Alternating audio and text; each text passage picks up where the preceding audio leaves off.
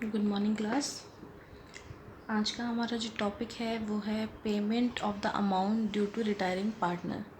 अब तक जो हमने पढ़ा था गुडविल का पढ़ लिया, रिजर्व का पढ़ लिया, accumulated profit, losses, new and gaining ratio, ये सब हम पढ़ चुके हैं।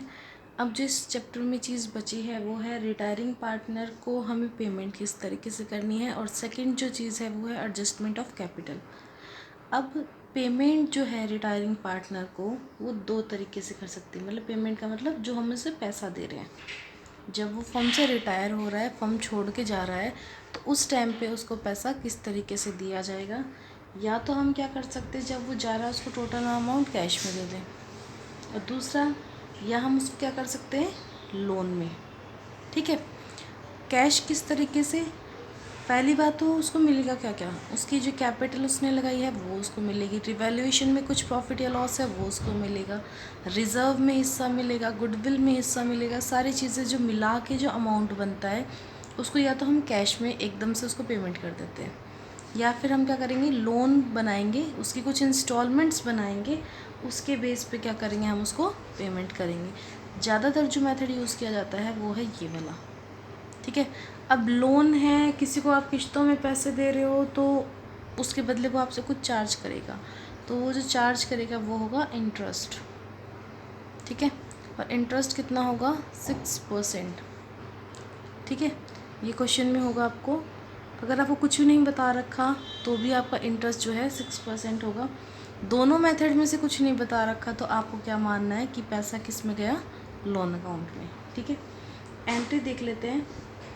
फर्स्ट केस में होगी retiring partner capital account debit to cash public bank, या तो कैश या फिर बैंक से, कैश में कर सकते हो या फिर आप चेक से करोगे। Second, retiring partner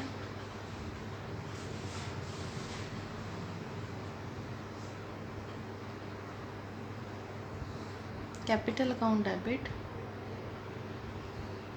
to retiring partners loan account,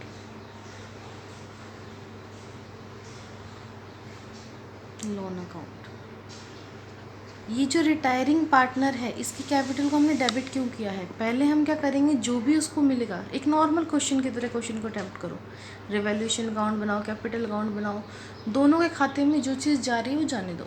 ठीक है, जब पूरा कैपिटल अकाउंट आपका बन चुका होगा तब लास्ट में हम देखेंगे कि उसकी क्रेडिट साइड कितनी है और उसकी डेबिट साइड कितनी है। क्रेडिट में से डेबिट लेस करने के बाद जो अमाउंट बचता है वो अमाउंट हम किसको देंगे, रिटायरिंग पार्टनर को।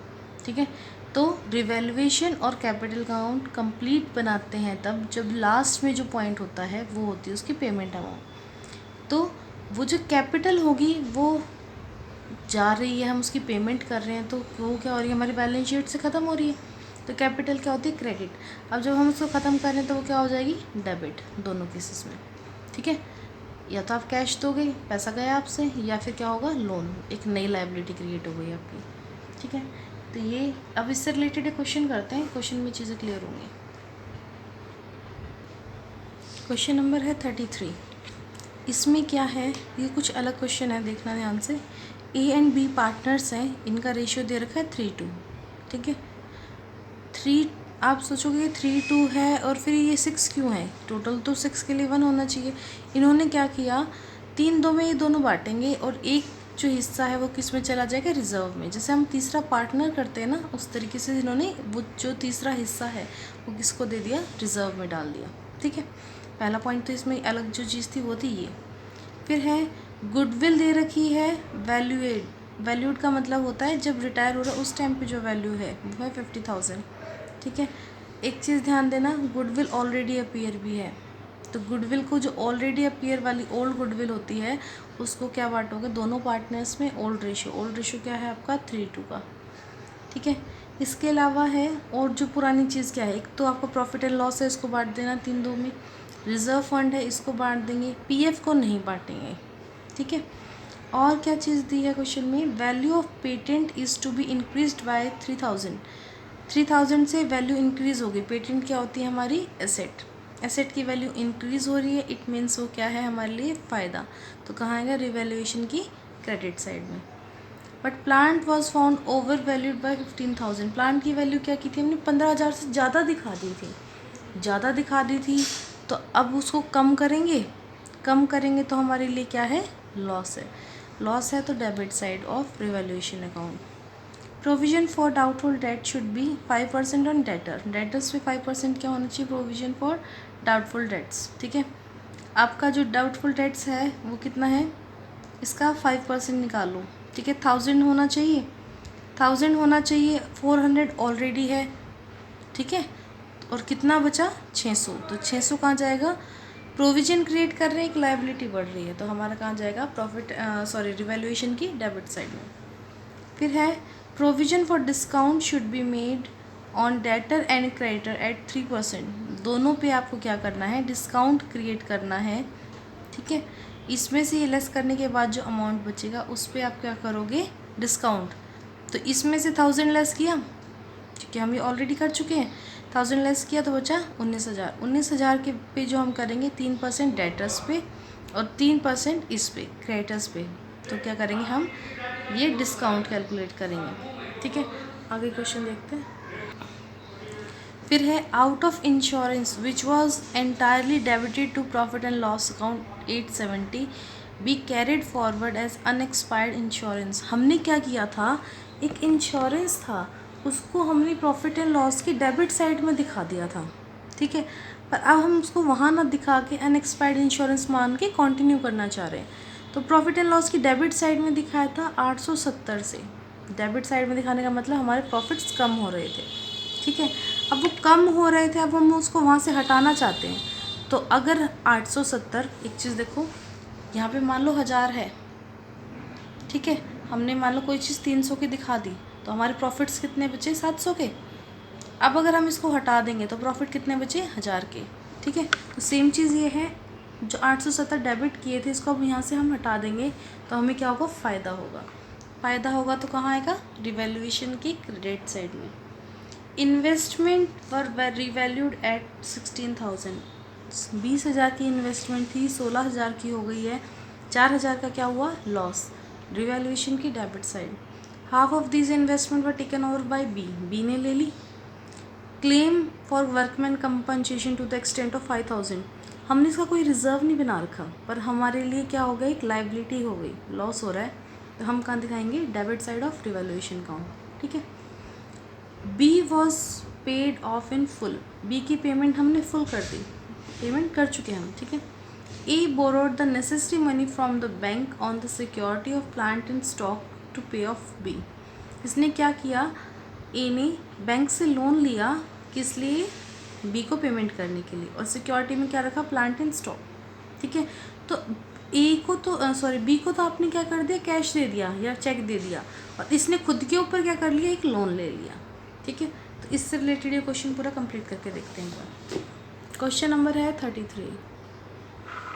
देखो क्वेश्चन में सबसे पहले रिवैल्यूएशन अकाउंट बना रहे हैं, तो पहली चीज़ जो थी, वैल्यू ऑफ पेटेंट इंक्रीज़ हो गई थी, तो फ़ायदा था हमारे लिए। क्वेश्चन पूरा समझा चुकी हूँ तो इसको फटाफट कर लेते हैं। पेटेंट की वैल्यू इंक्रीज़ हो रही है 3,000 से। ठीक है, सेकंड था, प्लांट की वैल्यू 15,000 से ज़्यादा दिखाती थी, तो अब कम करेंगे तो लॉस है, तो टू प्लांट 15,000 का। ठीक है, उसके बाद है provision for doubtful debt should be 5% on debtor. Debtors पे क्या होगा, 5% प्रोविजन क्रिएट करेंगे, तो 5% क्रिएट करेंगे तो 1,000 रुपये हो गया। ठीक है, 400 आपके पास ऑलरेडी है, तो 600 कहाँ चला जाएगा, रिवैल्यूएशन की डेबिट साइड में। प्रोविजन फॉर डाउटफुल डेट्स ये है 600 रुपये का। ठीक है, फिर है इस पे ही आपको क्या करना है, 3% क्या क्रिएट करना है, discount to provision for discount on debtor.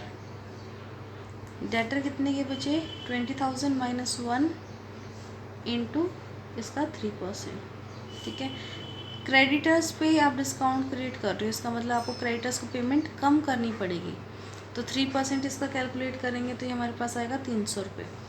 ठीक है, उसके बाद है इंश्योरेंस के जो 870 रुपये थे वो अब हमें नहीं देने, ठीक है। तो हमारे लिए क्या होगा, फ़ायदा होगा। बाय प्रीपेड इंश्योरेंस 870, ये हम इसका कैलकुलेट करेंगे तो 570 आएगा। 19,000 का 3%। इन्वेस्टमेंट जो थी 20,000 की थी, 16 की रह गई है। 4,000 से क्या हो गया, लॉस हो गया। लॉस को डेबिट साइड में दिखाते हैं, 4,000। फिर है वर्कमैन कंपनसेशन की एक लायबिलिटी है 5,000 की। कोई फ़ंड नहीं बना रखा तो उसमें से पैसे कटने का मतलब नहीं है, तो हम इसको सीधा कहाँ दिखाएंगे, वर्कमैन कंपनसेशन लायबिलिटी। एक नई लायबिलिटी रियलाइज़ हुई है हमारी, तो 5,000, ठीक है। ये साइड कम है, ये साइड ज़्यादा है, इस साइड का टोटल करो, ठीक है। इस साइड क्या बचेगा हमारा, loss. By loss transfer to A and B, दोनों के कैपिटल अकाउंट में रेशियो क्या है, 3 और 5 का, ठीक है। ये है 21,000। 21,000 को यहाँ से ये लेस करने के बाद 21,000 को 3 और 2 में बांट देंगे, 12,600, 8400, ठीक है। हो गए यहाँ तक। अभी तक रिटायरमेंट का कोई केस नहीं है, कुछ नहीं करना। अब कैपिटल अकाउंट और पूरा बना लेते हैं, फिर रिटायरमेंट का केस आएगा। By balance BD, capital account जब भी बनाओ तो सबसे पहले कैपिटल लिखोगे, उसके बाद अगर बैलेंस शीट में कोई चीज़ पुरानी है तो उसको बांटोगे, फिर नई चीज़ों को लिखोगे। रिवैल्यूएशन बाद में लिखना, पहले ओल्ड चीज़ें जितनी भी उनको। रिज़र्व है आपका 12,000 का, ठीक है। 12,000 को 3 और 2 में बांट देंगे। क्वेश्चन में गिवन है बैलेंस शीट में, तो इसको ओल्ड रिज़र्व है, इसको बांट दिया। इसके बाद है प्रॉफिट एंड लॉस है, ये कितना है हमारा, 24,000 है, गिवन है क्वेश्चन में। इसको भी 3 और 2 में बांट दो, ठीक है। एक दे रखिए गुडविल, तो गुडविल इस साइड आती है, ओल्ड गुडविल। गुडविल आएगी आपकी 15,000 है, 3 और 6 में बांटो, 3 और 2 में बांटोगे तो 9 और 6,000, ठीक है। अब देखो रिवैल्यूएशन टू रिवैल्यूएशन से क्या आया, लॉस आया है तो डेबिट साइड में, प्रॉफिट आता तो इस साइड आता। लॉस कितना आया, 12,600 और 8400, ठीक है जी। इसके बाद क्या किया, बी ने एक इन्वेस्टमेंट ले ली। ये लाइन पूरी ये थी कि इन्वेस्टमेंट की वैल्यू रिड्यूस हो गई 4,000 से, तो 20,000 की इन्वेस्टमेंट थी, वैल्यू हो गई उसकी 16,000, क्योंकि 4,000 से उसकी क्या होगी, वैल्यू डिक्रीज़ हो गई। तो इसका हाफ मतलब 8,000 की इन्वेस्टमेंट किसने ले ली, बी ने, ठीक है। तो इन्वेस्टमेंट कहाँ लिख देंगे, बी में 8,000 की, ठीक है। अब देखो एक चीज़ जो रह गई इसमें, वो है गुडविल का कंसेप्ट। गुडविल जो थी हमने वैल्यू की थी, वो है हमारी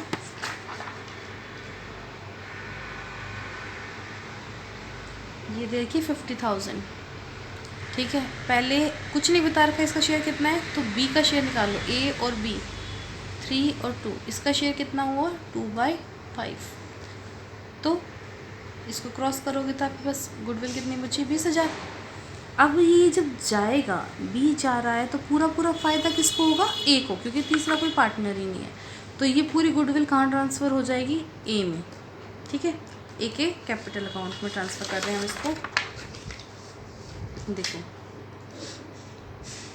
बाय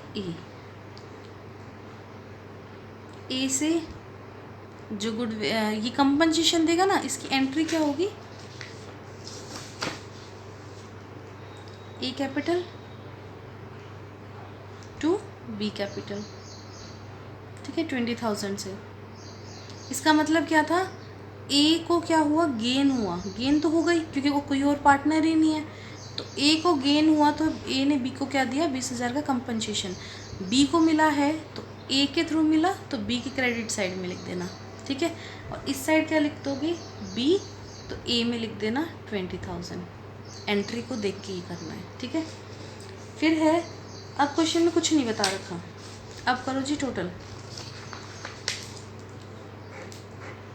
इस साइड का टोटल आया आपका 74,400, इस साइड का आया 1,01,600। यहाँ कुछ नहीं है तो पहले इसकी लिख रही हूँ, यहाँ लिख लेती हूँ टू बैलेंस कैरिड डाउन। ए का तो कंप्लीट कर देते हैं, यहाँ से सिर्फ ये चीज़ें लेस कर दो तो आपके पास जो बचेगा 60,000, ये होगी इसकी न्यू कैपिटल। ठीक है, अब क्या करना है, अब आया रिटायरमेंट का केस। तो रिटायरमेंट के केस में हमने बोला इसको फुल पेमेंट करनी है। ठीक है, फुल पेमेंट करेंगे तो हम क्या करेंगे, कैश में। अब कैश क्वेश्चन में देखो हमारे पास कैश है कितना, कैश है 5,000 का। ठीक है, और हमने इसको टोटल पेमेंट जो करनी है वो करनी है 52 की। 52 की कैसी होगी, इसका ये टोटल किया 74,400, उसमें से हम ये चीज़ें लेस कर देंगे सारी, तो इसमें से जब ये सारी चीज़ें लेस कर देंगे तो 52 बचा। ठीक है, और हमारे पास कैश कितना है 5,000, तो हमने इसको 5,000 तो क्या किया, कैश दे दिया। ठीक है, इसमें से 5,000 गया। अब भी बचा कितना 47, तो 47 का क्या करेगा, ये लोन लेगा कहाँ से, बैंक से। ठीक है, ये लाइन देखना क्वेश्चन में। इस क्वेश्चन में यहाँ दे रखा है आपको कि इसने A borrowed the necessary money from the bank on the security of plant and stock to pay off B. B को पेमेंट करने के लिए प्लांट और स्टॉक को गिरवी रखकर इसने क्या किया, पैसा जो आया उससे इसकी पेमेंट की। तो इसने लोन लिया है बैंक से। ठीक है, तो लोन लिया है, ये लेता रहे लोन, कोई बात नहीं, इसकी लायबिलिटी है, पर इसने क्या किया, इसको पेमेंट कर दी। तो इसको पेमेंट करेगा तो यहाँ लिखना बैंक, कैश मत लिखना क्योंकि अकाउंट में हमारे पास कैश नहीं है बिजनेस में। ये आया 47,000। ठीक है, बैलेंस यहाँ आ जाएगा आपका। अब बनाते balance sheet. New balance sheet है, प्लांट था, इसमें ना गिरवी रखा है तो उसकी वजह से इसको हटाना नहीं है। गिरवी का मतलब इसकी वैल्यू कम ज़्यादा नहीं हो रही, वैल्यू हम कम कर रहे हैं, किस वजह से, इस वजह से प्लांट 90,000 का था, 15,000 से वैल्यू कम हो गई, तो अब कितने का बचा, 75 का। ठीक है, फिर है पेटेंट। पेटेंट 3,000 से बढ़ गई, 44 के थे 74 के हो गए। फिर है आपका स्टॉक, स्टॉक में कोई चेंज नहीं है तो एज इट इज़ ले लेना 30,000 का। इन्वेस्टमेंट, इन्वेस्टमेंट क्या हुई, 20,000 की थी। ठीक है, 4,000 वैल्यू कम हो गई, 16 की बची, 16 में से 8 ले चुका है, तो यहाँ कितने की बची इन्वेस्टमेंट, 8 की। ठीक है जी, डेटर, डेटर थे 20 के। प्रोविजन क्रिएट किया फॉर डाउटफुल डेट्स 1000 का, बचा 19,000। 19,000 पे क्या किया, प्रोविजन फॉर डिस्काउंट। ठीक है, प्रोविजन फॉर डिस्काउंट है ये वाला 570, तो 570 और लेस कर दो तो ये हमारे पास बचा 18,430। ठीक है, एक प्रीपेड इंश्योरेंस और आ गया, तो ये भी क्या है, हमारी एसेट है।